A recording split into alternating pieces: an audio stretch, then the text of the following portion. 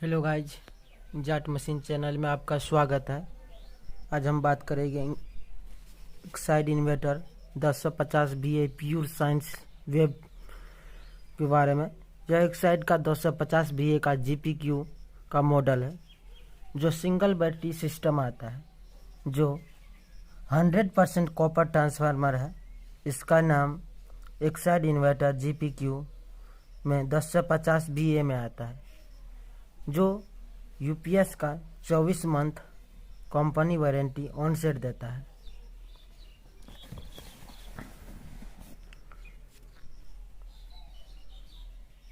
अगर कोई प्रॉब्लम होता है तो कंपनी में कॉल करके घर पे आकर चेक करेगा। चेक करके वो आपको रेडी करके देता है। यूपीएस में कैसा दिखता है और इसमें क्या क्या आउटपुट इनपुट है, कैसे सेट किए जाते हैं, सब मैं आपको दिखाता हूँ। यह डब्बा को फटाफट हम खोल लेते हैं। उसके बाद आपको हम दिखाएंगे इसके अंदर में क्या क्या फैसिलिटी दिया गया है, तो कैसे वर्क करता है। इसमें हर एक सिस्टम के बारे में आपको दिखाऊंगा और डिटेल से आपको हर एक चीज़ का जानकारी देंगे। गाइज, अगर आपने हमारे चैनल को अभी तक सब्सक्राइब नहीं किया तो सब्सक्राइब जरूर कर लीजिए। आपके मन में कोई भी सवाल हो इन्वर्टर संबंधित तो हमारे कमेंट बॉक्स में कमेंट कीजिए, हम आपको उसको ज़रूर जवाब देंगे।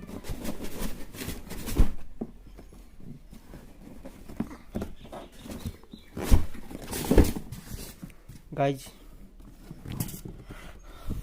हम यूपीएस को डब्बा से निकाल लिए हैं। एक थर्मोकोल लगा रहता है जो कि बहुत ही अच्छा से फिटनेस किया रहता है।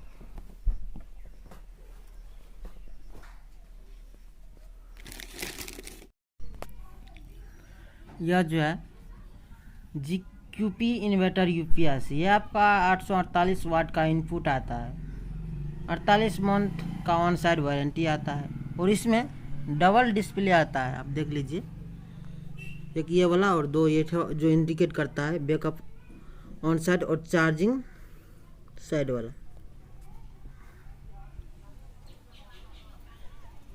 इंडिकेट करता है डिस्प्ले, दोनों बटन पावर, एक पावर बटन मिलता है, ये वाला पावर बटन मिलता है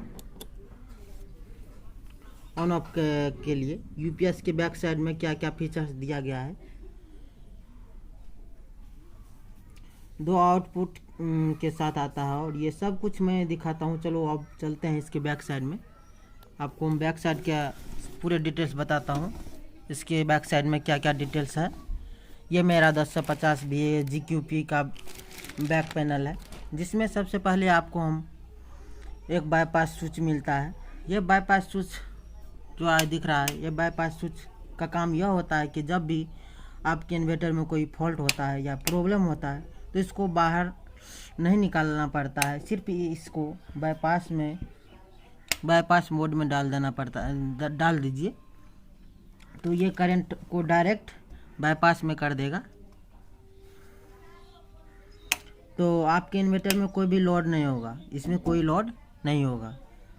और जब आपका यूपीएस रेडी हो जाए, कोई प्रॉब्लम जो ठीक हो जाए, तो आप फिर इसको आप मैनुअल में कर दीजिए, ये अपना काम करने लगेगा। इन्वर्टर, ये यूपीएस अपना काम करने लगेगा, ठीक है।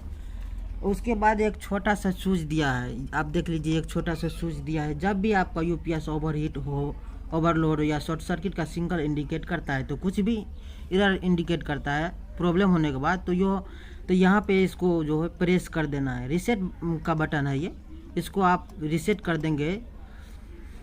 रीसेट करने के बाद अपने आप यूपीएस को फिर से ऑन कर सकते हैं, कोई भी प्रॉब्लम होगा तो। उसके बाद यहाँ पे आपको एक मिलता है इनपुट, ये इनपुट है, अब देख लीजिए, ये मेंस का इनपुट है।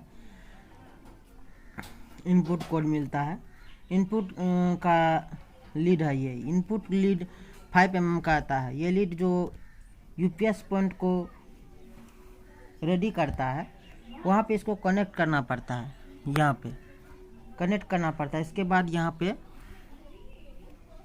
एक स्टिकर दिया गया है, आप देख लीजिए स्टिकर दिया गया है जिसमें कैपेसिटी 1 पॉइंट ऊपर उठा कर आपको हम दिखा देते हैं इसको गाइस। आप देख लीजिए स्टिकर में क्या क्या दिया गया है।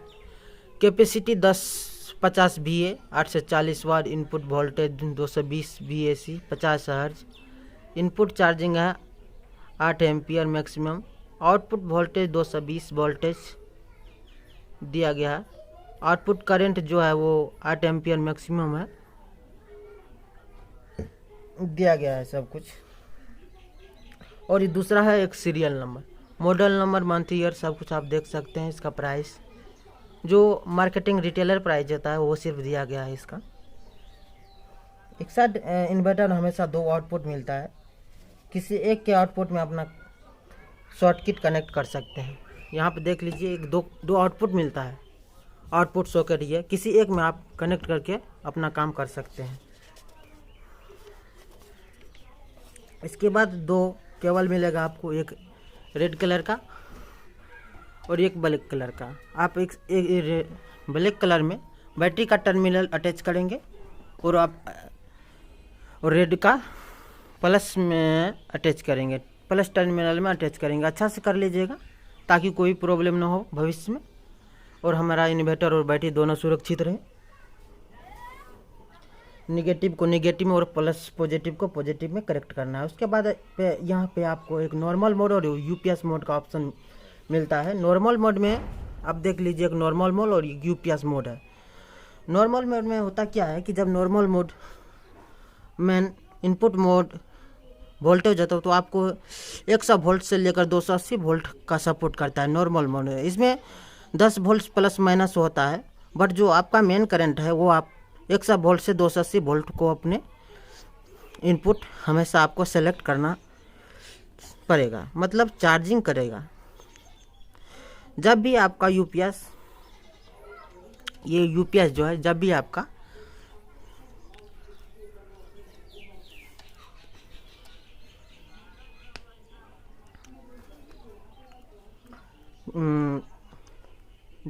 यूपीएस 100 वोल्ट पे रहेगा तब भी यूपीएस से बैटरी को चार्ज होता रहेगा।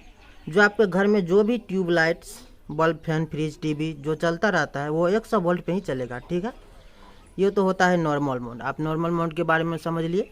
अब आपको बताते हैं यूपीएस मोड। यूपीएस मोड में आपका जो वोल्टेज रेंज है एक साइड का 180 वोल्ट प्लस से लेकर 260 वोल्ट का ही इनपुट लेता है। इसमें क्या होता है कि जब आपका यूपीएस यूज होता है, यूपीएस मोड, जब आपका यूपीएस इन्वर्टर मोड में रहेगा तब क्या होगा कि अगर आपका करंट 180 वोल्ट से नीचे रहेगा, 160 भी रहेगा तो आपका यूपीएस ऑन हो जाएगा और वो बैटरी भी वर्क करने लगेगा और आपके घर में जो आउटपुट मिलेगा वो उस समय यूपीएस से रन होना लगेगा।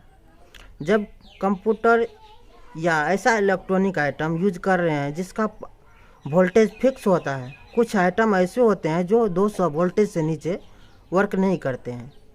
अगर 200 से कम हुआ तो वो रीस्टार्ट हो जाता है या कुछ प्रॉब्लम होने लगता है। कंप्यूटर होगा तो वो ऑफ हो जाएगा या कोई ऐसा इलेक्ट्रिक सामान वो ऑफ हो जाएगा।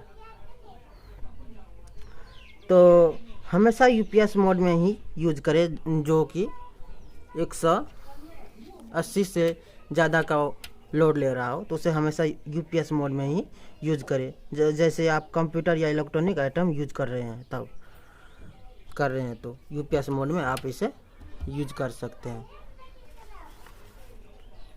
अगर आप सिर्फ लाइटिंग पर्पस के लिए यूज कर रहे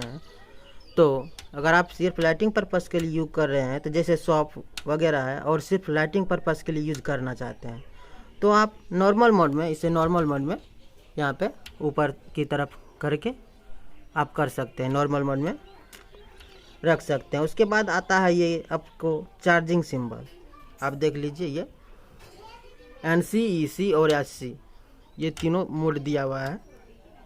इसमें आपको लो चार्जिंग और हाई चार्जिंग का ऑप्शन दिया गया है। ये नॉर्मल चार्जिंग है जो आपको यहाँ पावर कट ज़्यादा रहता है। अगर आपके यहाँ पावर कट ज़्यादा रहता है तो आप हाई चार्जिंग में रखेंगे तो अच्छा होगा, क्योंकि बार बार पावर कट होने से आपका बैटरी चार्ज नहीं होगा और प्रॉब्लम हो जाएगा। इसलिए अगर आपके यहाँ ज़्यादा पावर कट होता है, 5 से 6 घंटा के बीच में होता है पावर कट, तो आप हमेशा ऐसी मोड में रखिए।